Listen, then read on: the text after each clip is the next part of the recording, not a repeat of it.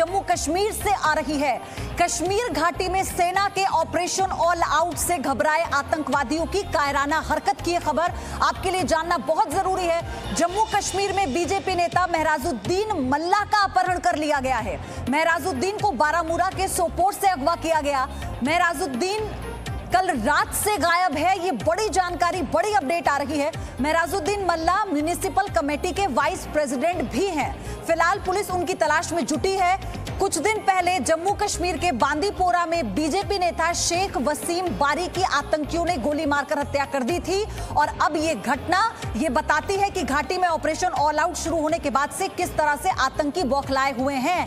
अब वो अगवा कर घात लगाकर अगवा कर रहे हैं और अपने मंसूबों को कामयाब बनाने की कोशिश में आतंकी जुटे हुए हैं। ये बहुत बड़ी खबर इस वक्त की आपको हम बता रहे हैं। जम्मू कश्मीर के बांदीपोरा में आपको याद होगा कि बीजेपी नेता शेख वसीम बारी की आतंकियों ने गोली मारकर हत्या की थी, जिसके बाद वसीम बारी की सुरक्षा में लगे जवानों को हटा दिया गया था क्योंकि ये चूक माना गया था। लेकिन फिलहाल तो ये बड़ी खबर, क्योंकि बारामूला के सोपोर से अगवा किया गया है महराजुद्दीन को। ये दो तस्वीरें आप देख रहे हैं बांदीपोरा में किस तरह से शेख वसीम की हत्या हुई थी। ये तस्वीरें उस वक्त की हैं। खालिद हुसैन मेरे सहयोगी हमारे साथ इस खबर पर जुड़ चुके हैं। खालिद, सबसे पहले अपडेट क्या है? क्या अभी तक कुछ पता लग पाया है?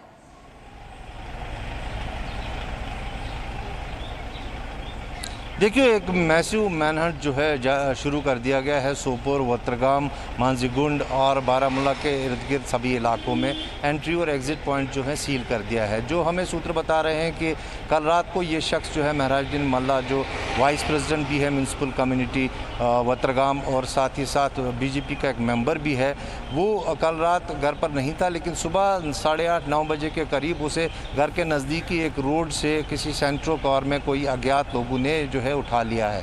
अब पुलिस से जब हम बात करते हैं तो उनका कहना है कि हम इसकी तलाश जो है अब भी जारी रखे हुए हैं। हालांकि इस बात की वो पुष्टि नहीं कर रहे हैं कि क्या ये किडनैप हुआ है या फिर अभी वो मिसिंग है। अभी इस बात की आधिकारिक पुष्टि होना बाकी है, लेकिन तलाश जो है जारी शुरू कर दी गई है, जिससे ये लग रहा है कि कहीं ना कहीं जो है ऐसे अज्ञात लोगों ने, जो मिलिटेंट्स हैं, उन्होंने शायद किडनैप किया है।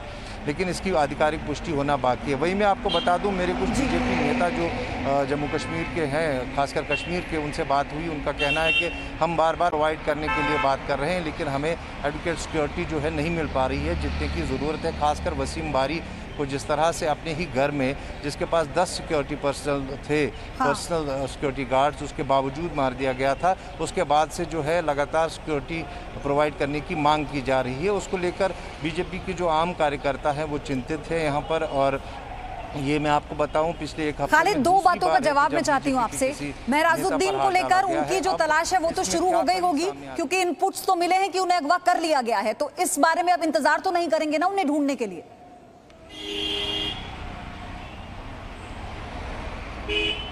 बिल्कुल, देखिए, मैनहंट शुरू कर दिया गया। न सिर्फ केवल बल्कि अन्य सुरक्षा बल, जिसमें सीआरपीएफ और सेना भी है, सब ने मिलकर जॉइंटली जो है एक बड़ा सर्च ऑपरेशन लॉन्च किया है। जैसा मैंने कहा कि सोपोर के अलावा माजीगुंड, वत्रगाम और बारामूला के कई इलाकों में जो है मैनहंट शुरू कर दिया गया है और कोशिश की जा रही है कि जो किडनैपर्स हैं उनको नैप किया जाए। और ये एक बड़ा चैलेंजिंग है सिक्योरिटी पर्सनल्स के लिए, क्योंकि जिस तरह से जो छोटे वर्कर्स हैं उनको इतनी एडवोकेट सिक्योरिटी नहीं है, तो उनको सुरक्षित रखना एक बहुत बड़ा चैलेंजिंग है सिक्योरिटी फोर्सेस के लिए। खासकर वसीम बारी की हत्या के बाद से जो है बहुत ही ज़रूरी हो गया है कि आम वर्कर को, जो पॉलिटिकल जिसकी एफिलिएशन है, चाहे वो बीजेपी हो, नेशनल कॉन्फ्रेंस हो, पीडीपी हो या अन्य किसी राजनीतिक दल से हो, उसको जो है अब खतरा महसूस होने लगा है। जो खालिद, आप बने रहिए, लेकिन जम्मू कश्मीर के बीजेपी प्रवक्ता इस पर क्या कह रहे हैं, पहले वो सुनवाते हैं।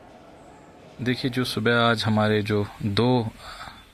आज सुबह का जो वाकया हुआ है महराजुद्दीन अहमद मल्ला के साथ, ये हमारे बीजेपी के अच्छे कार्यकर्ता है और हाल ही में इन्होंने इलेक्टेड वहाँ के काउंसलर्स है। हालांकि ये दो भाई है, दोनों एफिलेटेड है भारतीय जनता पार्टी के साथ। जो दूसरा भाई का नाम है गुलजार अहमद मल्ला। तो ये सुबह घर से निकले थे और रास्ते में ही जो इनकी गाड़ी थी, सेंट्रो कही जा रही है, उनमें इसको उठा के किडनैप किया हुआ है। मैं समझता हूँ एक जो परसों वाकया हुआ, जो बहुत बड़ा इंसिडेंट हुआ, जो हमारे 3 कार्यकर्ताओं को को शहीद किया गया एक ही फैमिली से, कहीं ना कहीं अब सिक्योरिटी को सीरियस होना चाहिए। मैं अपने गृह मंत्री साहब से अपील करता हूं कि कहीं ना कहीं आपको देखना पड़ेगा जो यहाँ के जो अभी जो ट्रेंड बना है, जो डेमोक्रेसी यहाँ पर ग्रास रूट लेवल पे करते, अभी उनको टारगेट बनाया जा रहा है। ये कॉर्पोरेटर थे, ये काउंसलर्स थे, ये इलेक्टेड थे, इनको लोगों ने चुना था और लोगों के काम कर रहे थे। अब इनको किडनैप करना, फिर कोई उस तरीके से इंसिडेंट होना कहीं ना कहीं बड़ा कंसर्न है। हमारी टॉप लीडरशिप यहाँ पर परसों आई थी, वो यहाँ के जो बड़े सिक्योरिटी के जो डीजी साहब थे, आईजी साहब, उनसे उन्होंने मिला, उन्होंने रिव्यू बताया कि जो हमारे यहाँ पर जो मेन लीडर्स है जो लाइमलाइट में, उनको प्रॉपर सिक्योरिटी फराहम कीजिए। लेकिन मुझे लगता है अभी तक सिक्योरिटी उसमें सीरियस नहीं है। हमारे गृह मंत्री साहब से मैं अपील करता हूं कि वो इसमें दखल दे और खुद एक जो जम्मू कश्मीर की जो पॉलिटिशियंस है या जो यहाँ के कार्यकर्ता है, उन पे खुद एक रिव्यू लेके जो सिक्योरिटी उनको डिजर्व करते वो उनको मिलनी चाहिए। तो सिक्योरिटी जो डिजर्व करते हैं और इसे बढ़ाई जाने की जरूरत है, ये बीजेपी प्रवक्ता कह रहे थे। मनीष शुक्ला, ये बहुत बड़ी खबर इसलिए हो जाती है क्योंकि अब इंडिविजुअल टारगेट किया जा रहा है और अभी तक पता नहीं है कि मेहराजुद्दीन है कहां। देखिए, अगर देखा जाए तो कुछ दिनों पहले यहाँ पर जो सरपंच थे जम्मू कश्मीर के, वो गृह मंत्रालय आए थे और उस मीटिंग में भी इन सरपंचों ने इस बात की चिंता जाहिर की थी कि जम्मू कश्मीर में जो टेररिस्ट ग्रुप हैं उनको टारगेट कर सकते हैं। पहले भी कई सरपंचों की हत्या हुई थी और अब अगर आप देखें तो जब से आर्टिकल 370 हटा है जम्मू कश्मीर में हालात बहुत तेजी से बदल रहे हैं और ये जो हत्याएं हो रही हैं, जो ये पूरी तरीके से पाकिस्तान के इशारे पर हो रही है। ये टारगेट किलिंग है एक तरीके से, क्योंकि जो भी लीडर्स हैं उनको मारा जा रहा है ताकि वो आने वाले टाइम में अगर सरकार वहां इलेक्शन कराने के बारे में फैसला लेती है तो इन नेताओं को डराया जा सके, क्योंकि पाकिस्तान बिल्कुल नहीं चाहता कि जम्मू कश्मीर में स्थितियां नॉर्मल हो। एक हफ्ते में ये दूसरी घटना हुई है और हालांकि ये जरूर कहा जा रहा है कि इसके पीछे जो आतंकी गुट है वो हो सकते हैं, उन्होंने किडनैपिंग की होगी, क्योंकि इससे पहले जब भी इस तरीके की घटनाएं आई हैं सामने तो यही देखा गया है कि इसमें जो टेररिस्ट ग्रुप है वो इन्वॉल्व पाए गए हैं। पुलिस सर्च कर रही है, लेकिन सबसे बड़ा सवाल ये है कि जो भी चाहे किसी भी पार्टी से जुड़ा कोई भी सदस्य हो, अगर वो एक डेमोक्रेटिक सिस्टम में पार्टिसिपेट करता है, अगर वो वहां पर जम्मू कश्मीर में लोगों की मदद करने के लिए जिस तरीके से वहां वो काम कर रहा है, अगर उसकी सिक्योरिटी नहीं की जाती है तो बहुत बड़ा कंसर्न है।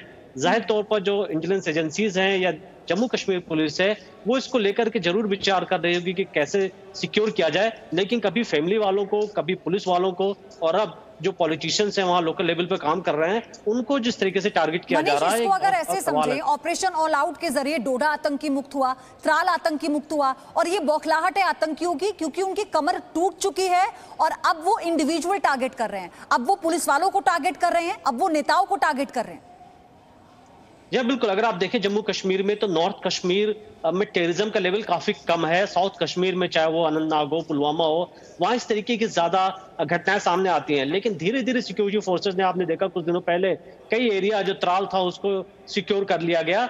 अब पाकिस्तान की स्ट्रेटजी है कि जो नॉर्थ कश्मीर के एरिया हैं वहां पर आतंकी गतिविधियां बढ़ाई जाए, लोगों को डराया जाए।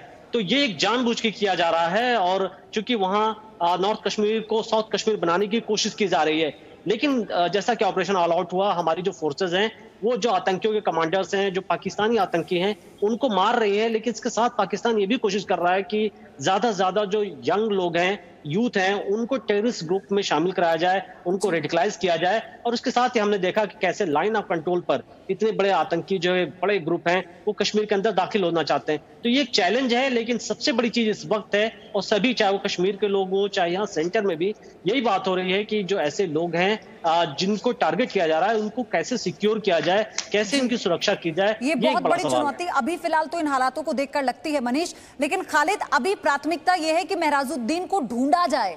किस दिशा में जांच चल रही है, कैसे इस पूरे ऑपरेशन को चलाया जाएगा?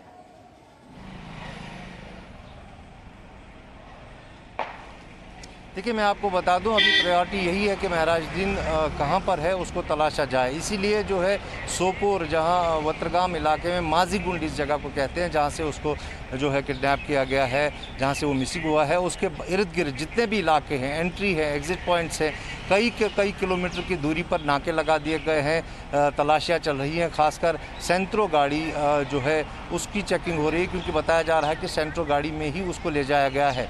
और वहीं तक नहीं बल्कि बारामूला, जहां वो बताया जा रहा है कि रात में गया था और फिर लौटा था, वहां से वहाँ पर भी चेकिंग शुरू की गई है। पूछताछ हो रही है लोगों से, आई विटनेस की जो स्टेटमेंट्स है उसको कलेक्ट किया जा रहा है और हर मुमकिन कोशिश की जा रही है। और इस ऑपरेशन में केवल पुलिस ही नहीं बल्कि सेना और सीआरपीएफ। खालिद आपसे आगे अपडेट हम लेते रहेंगे वहां पर, क्योंकि ये बहुत बड़ा अब चैलेंज हो गया है, चुनौती है। प्राथमिकता ये है कि पहले ढूंढा जाए कि आखिर कहां लेकर गए हैं बीजेपी नेता को, और दूसरी बात ये भी है, ये सुनिश्चित करना होगा कि अब जैसे आतंकी इंडिविजुअल टारगेट करते हैं पुलिस वालों को, उनके परिवार वालों को, नेताओं को, इनकी सुरक्षा को सुनिश्चित करना होगा। Presenting B News app available on Google Play and App Store. Download it now.